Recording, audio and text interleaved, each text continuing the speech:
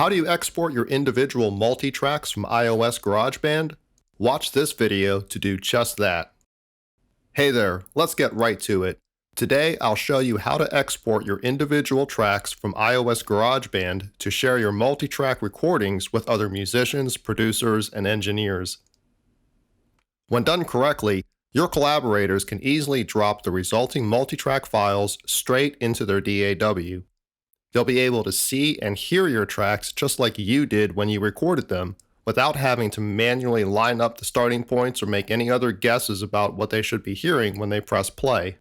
To get there, we're going to make sure to export files that provide these key items: audio tracks only, specifically dry audio tracks without any effects added, files that all have the same duration or starting point, and files that have the same sample rate and bit depth.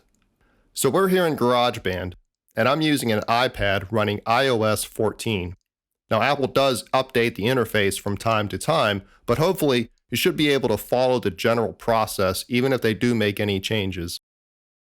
Before we do anything else, make a copy or duplicate of your session so you can keep the original session exactly as you had it for future reference, or for creating a rough mix or demo that you can share with your collaborators as is. With our new copy, we solo the first track, which is going to mute or silence all others so we just hear this one track. We want to disable any effects you've added so we can export dry tracks. Now this is important because any effects that you apply here will be saved that way, and your collaborators won't be able to adjust or change it later. I know the echo and reverb sound awesome, but trust me, your mix engineer will be able to make it all sound even more awesome when they have more control over these things during the mixing process. With the first track soloed, tap here to show your sessions. Tap and hold your session to select Rename. Now add the name of the soloed instrument or part to your song name. So for example, my song Guitar.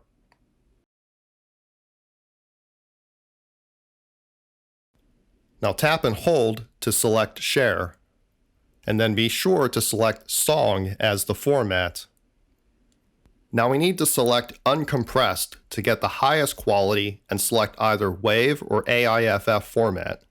Now I'd personally recommend WAV format, which is more common outside of the Apple universe, and you don't know what software your collaborators might be using now or in the future. Your options for sample rate might vary depending on your device, but in my example, it's 44.1 kilohertz. Now bit depth was set before you started recording your tracks, and my example uses audio recorded at 24-bit, so that's what we're going to export now. The important thing is to use the same sample rate and bit depth for all of your exported tracks. Now tap Share again and select Open In.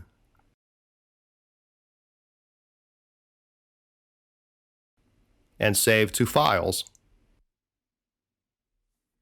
I'll choose to save these files to iCloud, and then tap Save. This saves our first track as a WAV file named My Song Guitar.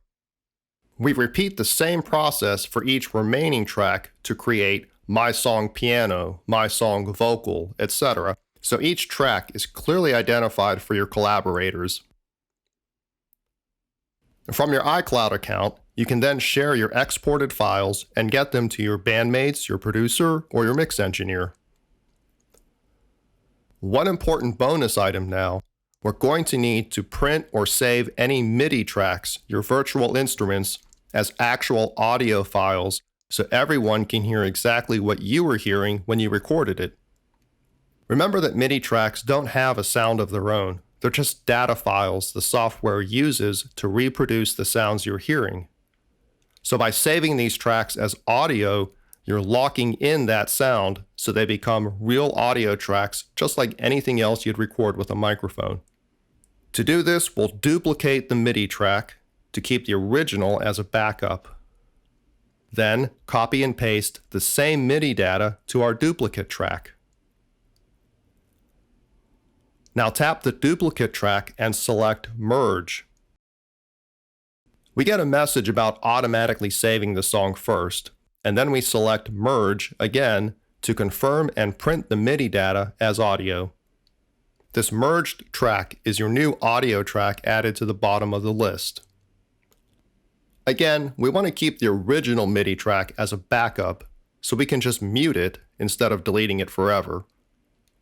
And now that you have a duplicate that was merged to audio, you just follow the same process to export that track, just like all the others. So there it is.